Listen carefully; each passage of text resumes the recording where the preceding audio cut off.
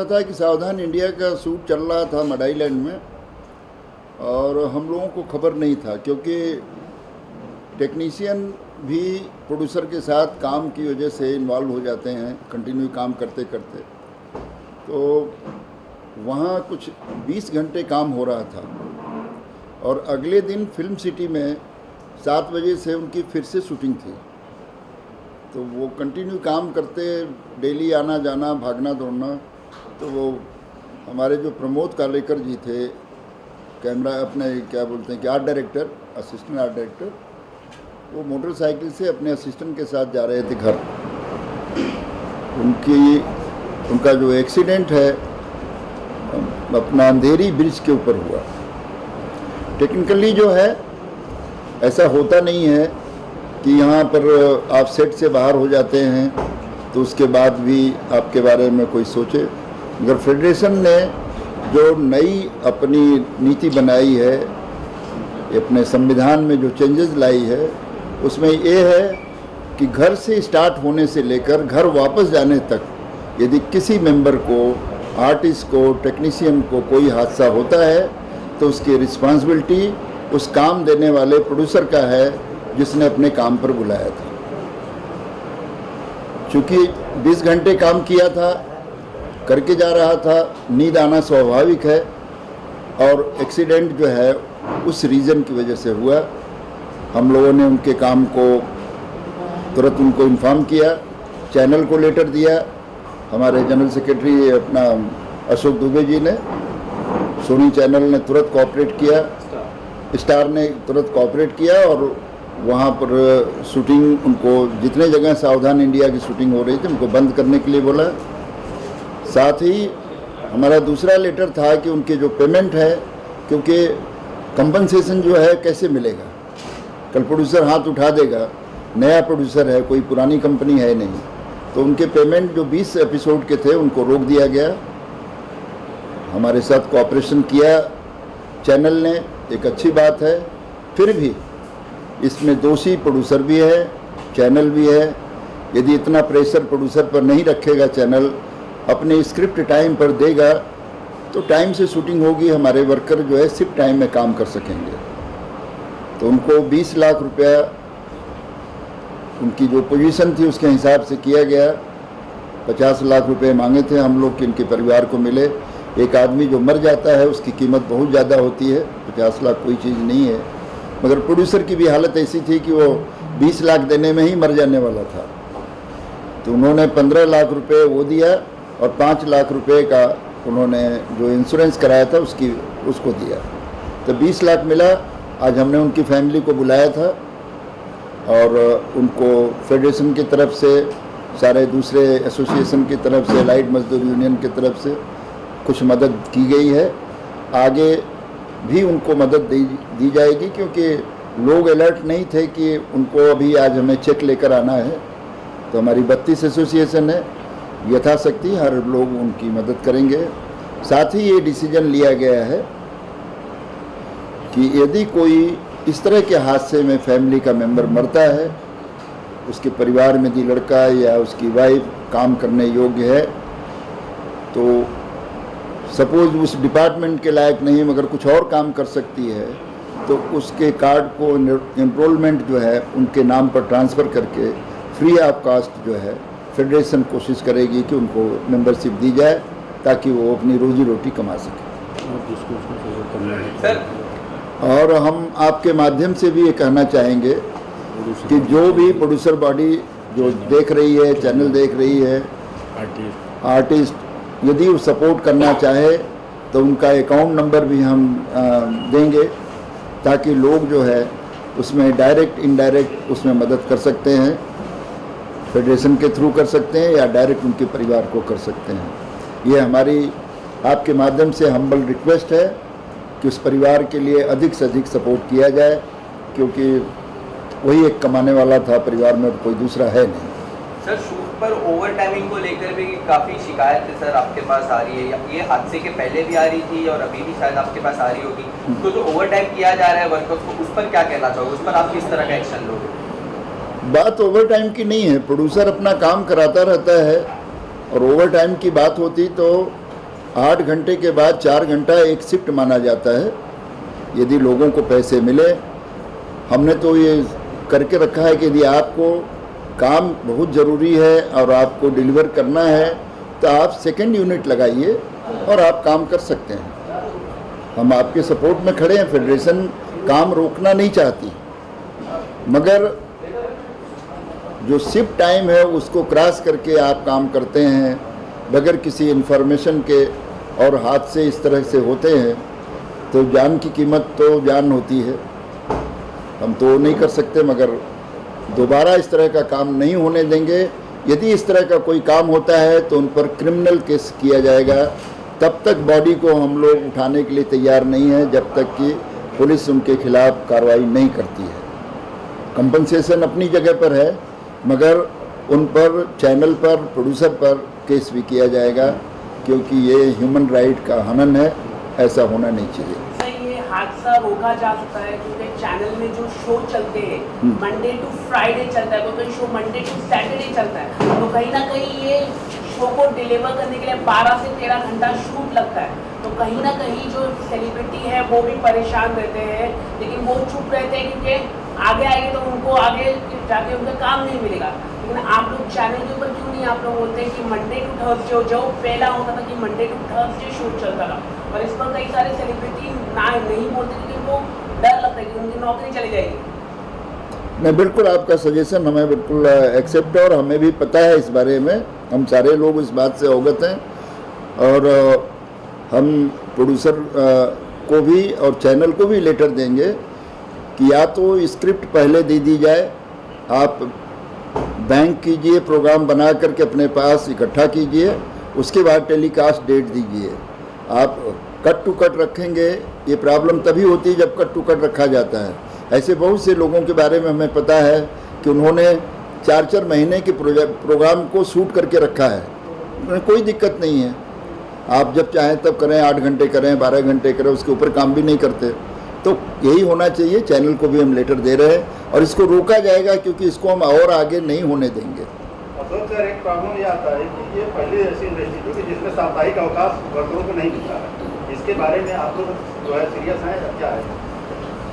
ऐसा है कि मंथली जो काम करते हैं हमारे वर्कर्स और टेक्नीशियंस, हमने पहले से ही प्रोड्यूसर और फेडरेशन ने एग्रीमेंट किया था कि 4 छुट्टी होनी चाहिए।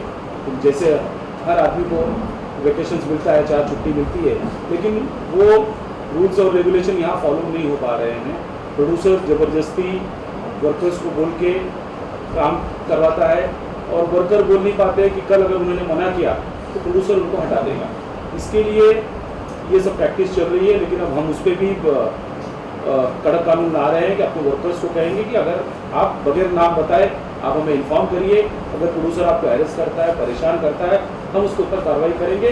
हमारे लोग उसके साथ काम नहीं करेंगे। सर, पिछली बार फिल्म सिटी के पास जब आप लोगों ने ट्राई किया था तो मुझे याद है उसमें एक प्रमुख मुद्दा था कि पौष्टिक आहार, शुद्ध पानी, टॉयलेट की अच्छी व्यवस्था, ये सब आज भी जो है ना वो मुद्दा तो वहीं का वहीं रह गया। नया कुछ तो उसमें हुआ नहीं।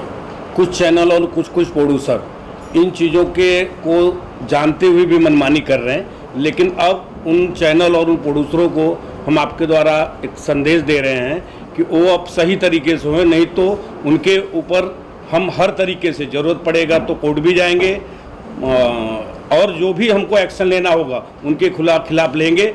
जो भी, मैं हर सारे प्रोड्यूसर और सारे चैनल को नहीं बोल रहा हूँ, कुछ प्रोड्यूसर और चैनल गलत तरीके से काम करवा रहा है, हमारे लोगों का शोषण कर रहा है, अब उन्हें बंद करना पड़ेगा। अगर नहीं बंद किए तो हम लोग हर तरीके से उनसे निपटने के लिए अब हमारी एक टीम बन रही है और उनसे निपटेंगे कानूनी।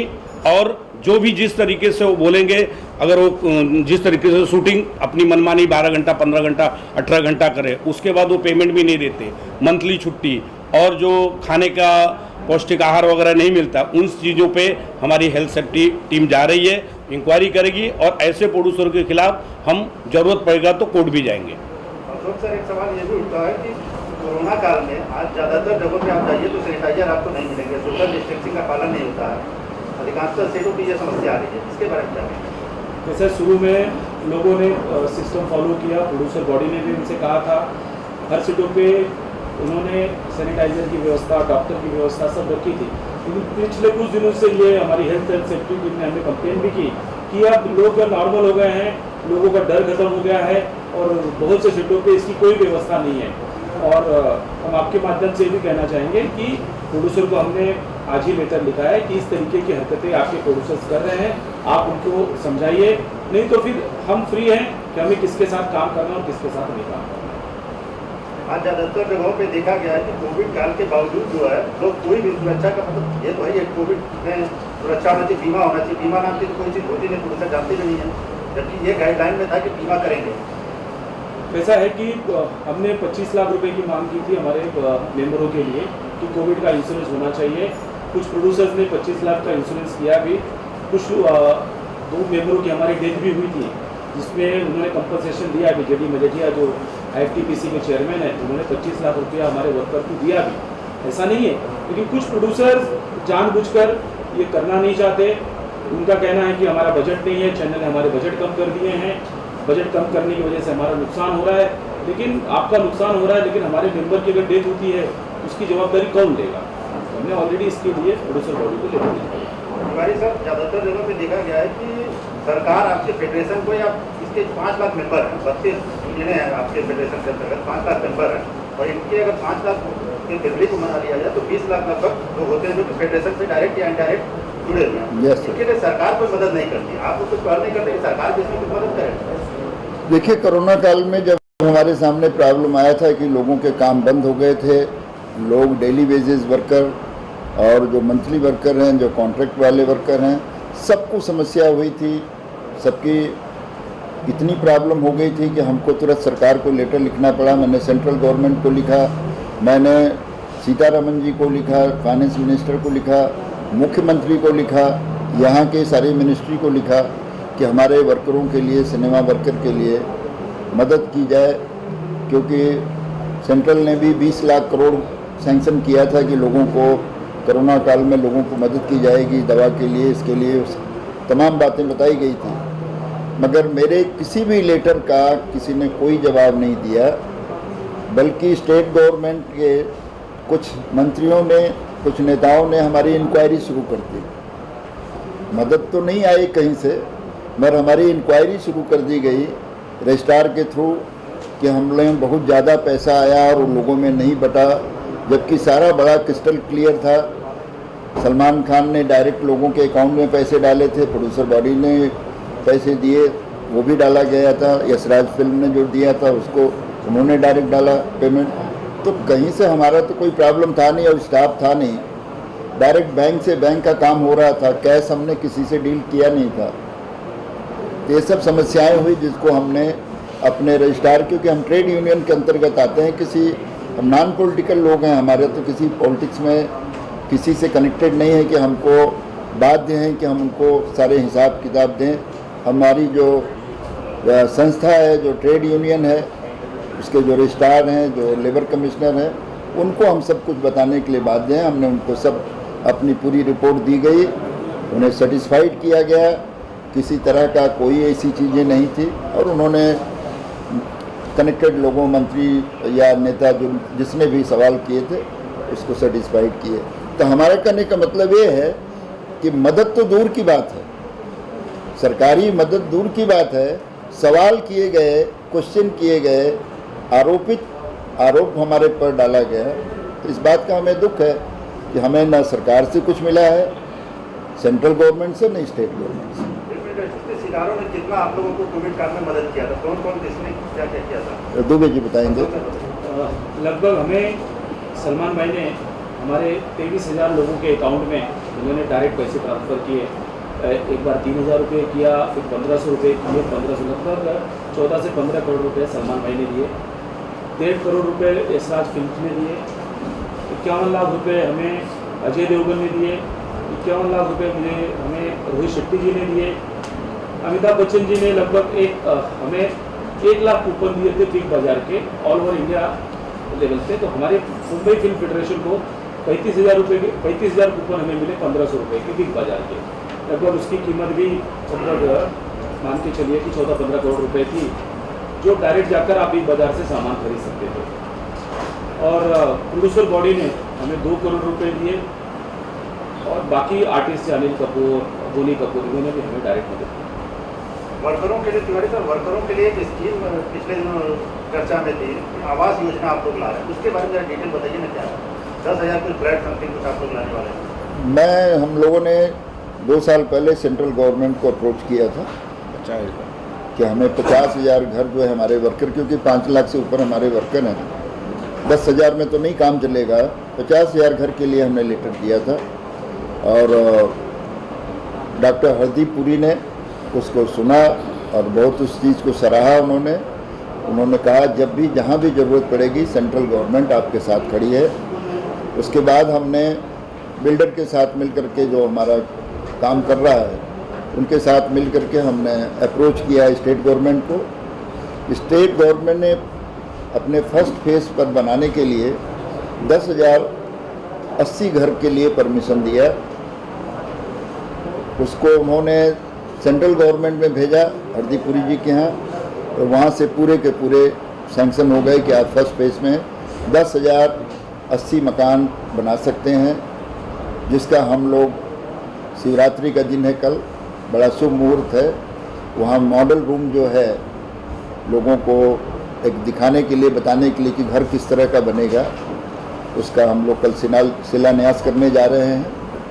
और उम्मीद है कि 30 अप्रैल को दादा साहब फाल्के की जो जन्म तिथि है उस पर हम लोग इस घर को, इस मॉडल रूम को लोगों तक सौंपेंगे और वहाँ से हमारी बिल्डिंग बनाने का काम शुरू होगा। कहाँ पे जगह पर? ये सेलू में है, करजत से पहले, और स्टेशन से बहुत नज़दीक है। ऐसा उम्मीद जताया जा रहा है कि यहाँ मेट्रो चालू होने वाली है। हाईवे से कनेक्टेड घर है, अपना ज़मीन है।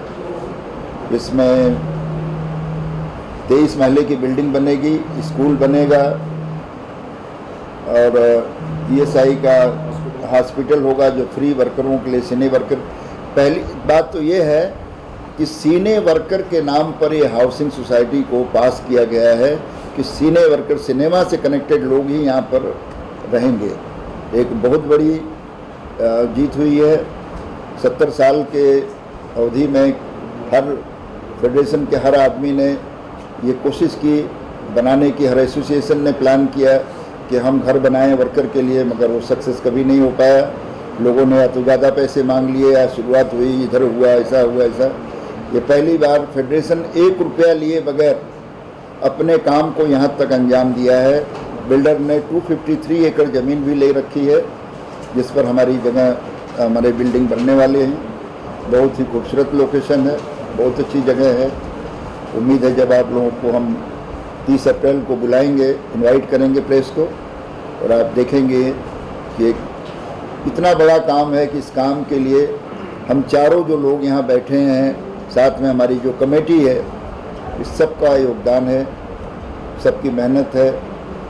जो भाग दौड़ का काम है दादा हमारे जो सरस सेलार जी हैं कर रहे हैं अपने स्तर पर, क्योंकि बहुत सारे मकानों के बारे में जानकारी इन्हीं के पास है, हम लोगों के पास तो है नहीं। तो सब मिल करके काम कर रहे हैं, एक आदमी को क्रेडिट नहीं जाता है। ये फेडरेशन की जीत है, फेडरेशन का काम है, जिसमें 50,000 वर्कर तो सिर्फ एक ही आदमी के हैं, एलाइट मजदूर जिनको कि घर की बहुत सख्त ज़रूरत है। तो हम चाहेंगे कि जैसे ही 10,000 इस साल मंजूर हुआ है, अगले साल फिर हमें 10,000 मंजूर हो, ऐसे 50,000 भी घर हमें कम पड़ेंगे, ऐसी उम्मीद है मुझे।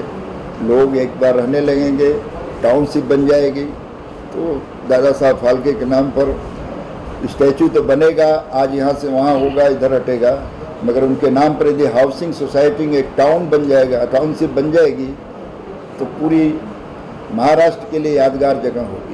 दादा मुख्य सलाहकार हैं फेडरेशन के, आवासीय योजना के बारे में आपका क्या विचार है?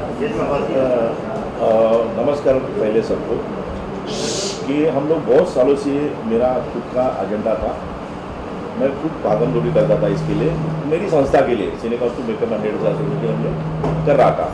मगर कुछ राज्य सरकार, और आपको पता है कि सरकार जो है देश की, वो 3 साल के बाद, 5 साल के बाद बदली हो जाती है। तो फिर जब तक मेरा टाइम आता था उस मुकाम तक पहुँचने के लिए, तब तो मालूम पड़ता था कि सरकार गिर गई, ऑफिसर बदली हो गए।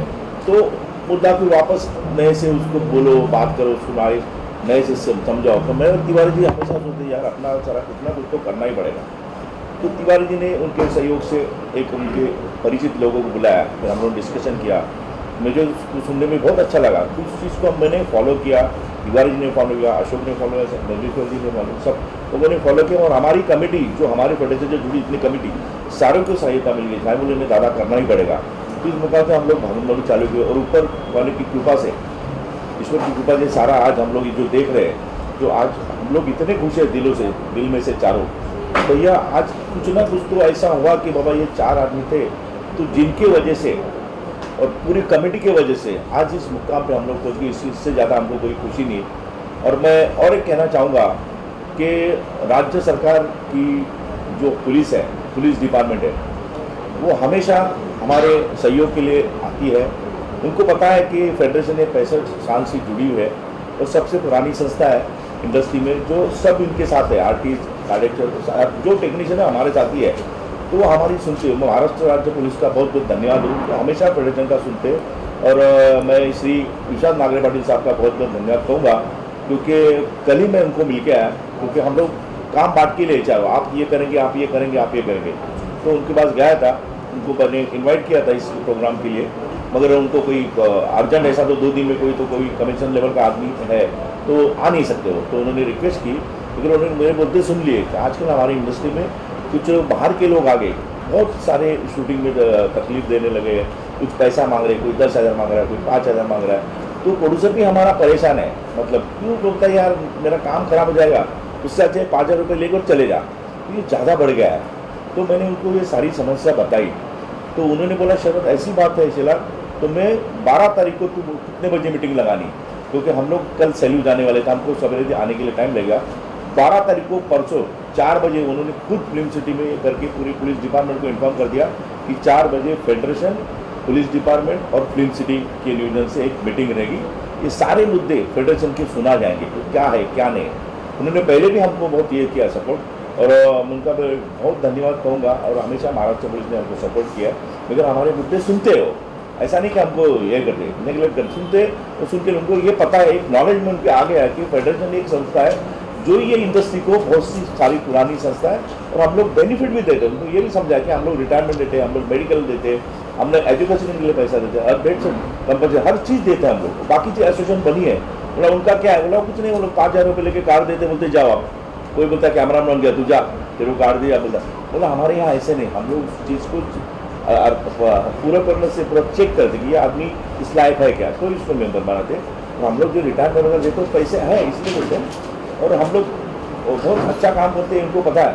तो ये बहुत सारी बातें हैं, और हम लोग चारों हमेशा भागम पूरी करते हैं और मेहनत भी करते हैं। हमारी कमेटी सारी बम्बई में बाकी काम भी करती है, तो सबका ये सहयोग है, तो ये हुआ है। इसलिए मैं तय से सब गवर्नमेंट डिपार्टमेंट, सेंट्रल गवर्नमेंट, सबका मैं धन्यवाद कहता हूँ। ये गृह निर्माण जो स्कीम है, हाँ जी। ये प्रथम फेज की कब तक मतलब पूर्ण होने की संभावना है, और लॉकडाउन के बाद कंस्ट्रक्शन इंडस्ट्री जिस हिसाब से मंदी की चपेट में है, उसका क्या असर पड़ेगा? मेरे ख्याल से ऐसा होगा नहीं, क्योंकि हमारे जो भले छोटे वर्कर है, बिगर एक्साइटमेंट है, जो कुछ नॉमिनल फीस रहेगी तो मैं कल बोलूँगा तो कल भरने को तैयार हो, क्योंकि खुद का घर चाहिए, खुद का घर अपना, तो वो रेडी है हमारे वर्कर्स। और रही बात गवर्नमेंट के यहाँ से, तो अगर हम लोग मेहनत करेंगे, फॉलोअप करेंगे तो हो जाएगा। इमीडिएट तो होता नहीं, गवर्नमेंट शासन, राज्य सरकार और केंद्र सरकार दोनों ने परमिशन दे दी है। और कल जो हमारा भूमि पूजन है वो सैंपल फ्लैट का है कि किस तरीके से हम सैंपल फ्लैट बनाएंगे। कल हमारी एसोसिएशन जो है 32 एसोसिएशन, उसके कमेटी मेंबर्स जाके वो जगह देख रहे हैं और उस मॉडल हाउस का जो भूमि पूजन वो करवा रहे हैं। 30 अप्रैल तक हमारा टारगेट है कि वो मॉडल हाउस कंप्लीट हो जाए। 30 अप्रैल को हम बड़ा कार्यक्रम, दादा साहब फाल्के जयंती के उपलक्ष्य में बड़ा कार्यक्रम रखते हैं, जिसमें हमारा निवेदन है कि मुख्यमंत्री हुए, उसके बाद हरदीप सिंह पुरी जी हुए जो इसके डिपार्टमेंट के हैं, कुछ बड़े आर्टिस्ट, अमिताभ बच्चन जी से हमारी बात चल रही है कि उस दिन वो आके वहाँ पे उसका भूमि पूजन करें।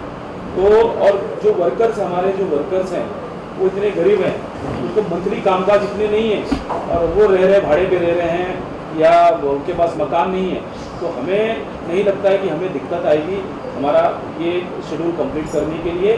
जितना जल्दी से जल्दी हो सकेगा हमारे लोगों को तिवारी सर, ये फ्लैट को लेकर के सब में एक जिज्ञासा है कि ये फ्लैट की प्राइस क्या होगी और एरिया क्या होगा और इंस्टॉलमेंट क्या होगा, क्या प्रोसीजर क्या है? ये फ्लैट जो है 465 स्क्वायर फीट है, सुपर बिल्डर, क्योंकि 23 महले की बिल्डिंग है, वहाँ उसी में स्कूल है, उसी में हॉस्पिटल है, शॉपिंग मॉल भी बनेगा, स्कूल दुकानें उकानें होंगी, क्योंकि इतनी बड़ी लोगों की संख्या रहने वाली है। तो उसकी जो हम फाइनल वेरिफिकेशन के बाद यहाँ पर गवर्नमेंट का वेरिफिकेशन होगा, क्योंकि ये प्रधानमंत्री आवास योजना के तहत है, तो जिनके पास घर है उनको, जिनके नाम से है अलॉट ऑलरेडी है, उन्हें ये नहीं सुविधा मिलेगी। इसलिए इसका वेरिफिकेशन किया जाएगा। वेरिफिकेशन फाइनल होने के बाद हम अपने मेंबरों से 11,000 रुपया फीस ले रहे हैं। जो पहला टोकन लिया जा रहा है 11,000 रुपये का, और जिस दिन हम उनको चाबी देंगे उस दिन 40,000 रुपया, कुछ 40-41,000 उनसे लिया जाएगा। उसके बाद उनको कुछ नहीं देना, उनका अकाउंट से उनके पेमेंट जो है बैंक के थ्रू। EMI 6 से 7 हज़ार की EMI होगी। हाँ। 8 से 8.5 लाख रुपए में वो घर पड़ेगा उनको। प्रधानमंत्री का जो डिस्काउंट, मतलब जो सब्सिडी है, 3.25 लाख रुपए की उनकी सब्सिडी है, वो माइनस है। और अमृत योजना करके स्टेट गवर्नमेंट की सब्सिडी है, वो भी कुछ 70,000 है। ऐसा करके लगभग 3.5 से 4 लाख रुपए उनको सब्सिडी मिलेगी। नागपुर भी वेलफेयर, नागपुर, हमारा नागपुर वेलफेयर है, वहाँ पे नॉर्मली और बिल्डर जो हैं 14 से 15 लाख में बेच रहे 14 हैं, से 15 लाख रुपए में बेचते लेकिन हैं। हमारे मेंबर को 8 से 8.5 लाख में पड़ेगा। और हमें कोरोना या वर्क डाउन हो गया, बिजनेस डाउन हुआ या बिल्डिंग का प्रोजेक्ट गड़बड़ हुआ, उससे कोई लेना देना नहीं। हम तो अपने वर्कर के लिए कर रहे हैं, इससे ज़्यादा कम में तो उनको सुविधा मिलनी नहीं है, इसलिए वो हमारे ऊपर कोई असर नहीं होगा, क्योंकि कमर्शियल है ही नहीं है। हम जैसे परिवार के लिए घर बनाते हैं, उसी तरह से ये मकान हम लोग अपने परिवार के लोगों के लिए बना रहे हैं। तो यहाँ पर जहाँ उनको सुविधा होगी, जहाँ किसी को दिक्कत होगी, उसमें फेडरेशन क्या मदद कर सकता है वो ज़रूर करेगा, और उनको मकान लेने के लिए, रहने के लिए जो सुविधा मुहैया करानी होगी हम लोग करेंगे। आवासीय योजना के बारे में आपके दूसरे पदाधिकारी भी कुछ बोले? हाँ बोलिए सर।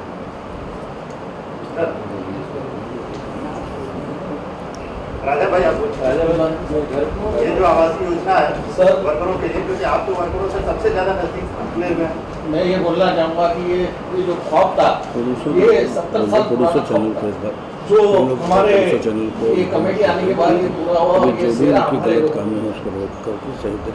काफ़ी पुराना खौफ है। जो वर्कर बेघर थे, आज उनको घर मिलने का एक खौफ वापस से फिर से देखने के लिए मौका मिला है। तो जिनके पास घर नहीं है, जो रजिस्टर्ड नहीं है, जिनके पास घर, ये घर उन्हीं को मिलेंगे और सही हाथों में घर जाएंगे। लेकिन एक सवाल ये भी उठता है कि हम लोग माडा के जरिए जो है सरकार पे जो दबाव देते हैं कि मुंबई में एक फ्लैट जो है इस तरीके से मिलेगा। मुंबई में इतनी जगह नहीं है, हमने बहुत इंक्वायरी किया, बहुत हमने हर जगह कोशिश किया, लेकिन पहली बार है कि गवर्नमेंट ने इस तरीके से हमें वहाँ पे देने के लिए तैयार हुआ। नहीं तो हमारी 65 साल से फेडरेशन है, हर साल हर पदाधिकारियों ने, ऐसे नहीं कि हमने, जितने भी पदाधिकारी आए हर ने कोशिश किया लोगों के लिए, लेकिन कभी कोई भी गवर्नमेंट इन चीज़ों के लिए सुनी नहीं है। पहली बार केंद्र और राज्य सरकार ने मिल करके हमें कोई जगह दिया है। मुंबई रफ्तार न्यूज़ की खबरें पसंद आने पर हमारे YouTube चैनल को सब्सक्राइब करें और लाइक करें।